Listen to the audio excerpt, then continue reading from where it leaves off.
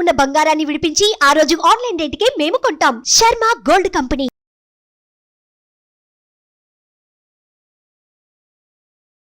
నమస్కారం, welcome to Suman TV. నేను గీతాంజలి. అసలు దత్తాత్రేయ స్వామి వారు ఎవరు, ఎలా అవతరించారు, వారి మహిమలేంటి, ఎలా ఆరాధించాలి, మనందరికీ ఉన్నటువంటి సందేహాలను నివృత్తి చేసేందుకు ప్రస్తుతం మనతో పాటు ఉన్నారు ప్రముఖ ఆధ్యాత్మికవేత్త, దత్తాత్రేయ ఉపాసకురాలు శ్రీ లతా దత్ గారు. వారితో మాట్లాడి మరిన్ని విషయాలు తెలుసుకుందాం. లతా దత్ గారు, నమస్కారం అమ్మా. నమస్తే గీతాంజలి. అయితే దత్తాత్రేయ స్వామి వారి పూజా విధానం కానీ, అసలు వారిని ఎలా కొలుచుకోవాలో చాలా మందికి ఎన్నో సందేహాలు ఉంటాయి. అలా కొంతమంది మహిళా మనులను మేము ముందుంచాము. వీళ్ళకి దత్తాత్రేయ స్వామి వారి పట్ల అపార భక్తి ఉంది. అయితే కొన్ని సందేహాలు కూడా ఉన్నాయి, అవన్నీ నివృత్తి చేసుకుంటారు. తప్పకుండా. ముందుగా ప్రశ్న. జయ గురు దత్త అమ్మ, నేను దివ్య దిల్షుల నుండి వచ్చాను. గురు చరిత్ర గురించి విన్నాను, కానీ అది ఎలా చదవాలి, దాని నియమాలు ఏంటి, అలాగే శ్రీపాద శ్రీవల్లభుడి గురించి కూడా కొంచెం చెప్పండి అమ్మ, విశిష్టత అన్నది. తప్పకుండా. చాలా మంది కూడా గురు చరిత్ర అంటే సాయిబాబా చరిత్రేనా అని అనుకుంటున్నారు. కాదు, సాయిబాబా సచ్చరిత్ర వేరు. ఎవరైతే షిరిడి సాయినాథుడు భక్తులు ఉంటారో ఆ సాయి సచ్చరిత్రలో స్వామి చాలా క్లియర్గా చెప్తారు.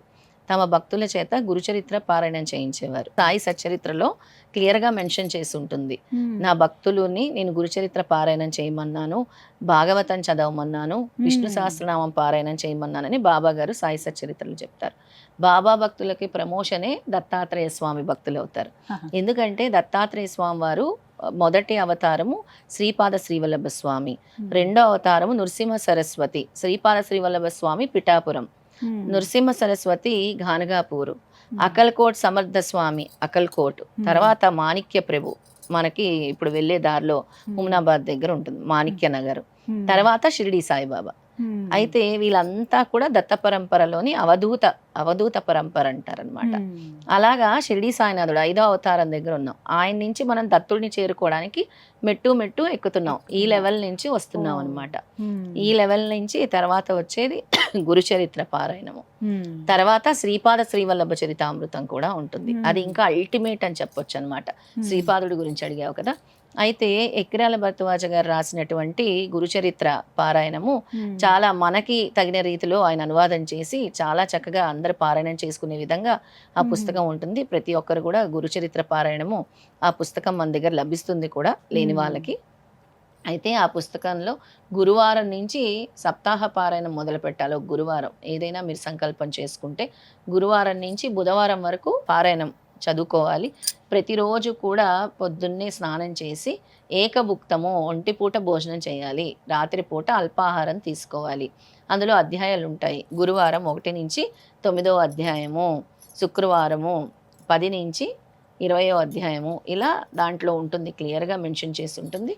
ఆ అధ్యాయాల ప్రకారం చదువుకోవాలి. లాస్ట్ గురువారం రోజు లాస్ట్ అధ్యాయంతో చదివి కంప్లీట్ చేసి 11 మందికి భిక్ష చేయాలి. మీ చేతుల మీదుగా పులిహోర, పెరుగన్నము లేదా ఏదైనా హాట్ పొంగల్ లాంటివి తయారు చేసుకొని పేదవాళ్ళకి, అనార్థులకి తీసుకెళ్ళి మీరు పంచిపెట్టాలి. అందులో నేను ఏ రూపంలోనైనా వచ్చి భిక్ష స్వీకరిస్తాను, మీ కర్మల్ని నేను తీసుకుంటాను అని స్వామి తెలియచేశారు చాలా స్పష్టంగా. ఈ అన్నదానం కార్యక్రమంతోనే దాని కంప్లీట్ ఫలితం వస్తుంది. 11 మందికి కంపల్సరీ అన్నదానం అనేది చేయాలి గురుచరిత్ర పారాయణం తర్వాత. అప్పుడే దానికి పరిపూర్ణత వస్తుంది. చాలామంది గురుచరిత్ర పారాయణం చదివేస్తారు అంతే.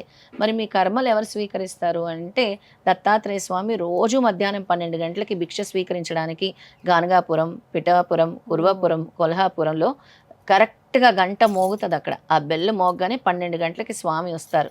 వివిధ రూపాల్లో వచ్చి భిక్ష స్వీకరిస్తారు. ఓ గోవులాగా, భైరవుడిలాగా, యతీశ్వరుడిలాగా, పిచ్చివాడిలాగా, మానవ రూపేణ ఏ రూపంలోనైనా స్వామి వచ్చి భిక్ష స్వీకరించి వెళ్తారు. సిద్ధమంగళ స్తోత్రంలో చాలా స్పష్టంగా చెప్పారు. పీఠికాపుర నిత్య విహార మధుమతి దత్త మంగళ రూప. నేను నిత్యం పిఠాపురంలో విహరిస్తూనే ఉంటాను, ఏదో ఒక రూపంలో నేను విహరిస్తూనే ఉంటాను. నన్ను గుర్తించాలంటే మీరు ఎంతో సాధన చేయాలి, నాకు ఎంతో దగ్గర అవ్వాలి అంటారు. నిత్యం ఆయన ఇప్పుడు కూడా పిఠాపురంలో విహరిస్తూనే ఉంటారు. పురాపురంలో గుప్త రూపంలో తిరుగుతూనే ఉంటారు. గానగాపురంలో పాదుక రూపంలోనే ఉంటారు. అది స్వామి అలా ఉంటారు. కొల్హాపురంలో లక్ష్మీదేవి అమ్మవారి పక్కనే ఉంటారు. అంటే అనగా స్వామి, అనగా లక్ష్మి అని కూడా అంటారు దత్తాత్రేయ స్వామి. అమ్మవారు ఎక్కడ ఉంటే అయ్యవారు అక్కడే ఉంటారు. అక్కడ కూడా దత్త భిక్ష మందిరం ఉంటుంది. అక్కడ అత్యద్భుతంగా అసలు మేము వెళ్తే ఆ వాయిద్యం కానీ స్వామి వచ్చే సమయానికి అసలు భిక్షకి స్వామి వస్తున్నారని వాళ్ళందరూ చేసే విధానం అత్యద్భుతం. అది కొల్హాపూర్ మహాలక్ష్మి దగ్గర దత్తభిక్ష మందిరం దగ్గర చేస్తారు. ఆ తర్వాత అక్కడ చక్కటి నీళ్లు, అంటే మనకి ఏవైతే నెగిటివ్ ఎనర్జీస్ ఉంటాయో ఆ నీళ్లు జల్లుతారు. స్వామి దగ్గర ఉంచిన నీళ్లు అందరూ ప్రతి ఒక్క భక్తుల మీద కూడా జల్లుతారనమాట. అది గురుచరిత్ర నియమము. ఇక శ్రీపాద శ్రీవల్లభ స్వామి గురించి అడిగావు కాబట్టి, దత్తాత్రేయ స్వామి వారి మొదటి అవతారం శ్రీపాద శ్రీవల్లభ స్వామి. సాక్షాత్తు విష్ణుమూర్తి దత్త పరంపరే. అలాగే వినాయకుడు గణాలతో పాటు నేను మీ ఇంట జన్మిస్తానని సుమతి మాత అప్పలరాజు శర్మ వీళ్ళిద్దరికీ కూడా, ఈ దంపతులకి జన్మించినటువంటి స్వామి శ్రీపాద శ్రీవల్లభ స్వామి పిఠాపురంలో ఆంధ్ర రాష్ట్రంలో జన్మించారు. ఆయన జన్మించి ఎన్నో మహిమలు చూపిస్తూ ఉన్నారు. 16 సంవత్సరాలు దాదాపు ఆయన పెద్దవారు అయ్యే వరకు, ఒక టీనేజ్ వచ్చే వరకు కూడా అక్కడ ఉన్నారు, పిఠాపురంలో ఉన్నారు. ఎన్నో అనుభవాలు కూడా, గత జన్మలు కూడా చెప్తూ ఉండేవారు. చిన్నవారుగా అంటే స్వామి ఊయల్లో ఉంటుండగానే వేదాలు పఠిస్తూ ఉండేవారు. స్వామి వెంట ఒక సర్పం కూడా ఉండేది చిన్నప్పుడు.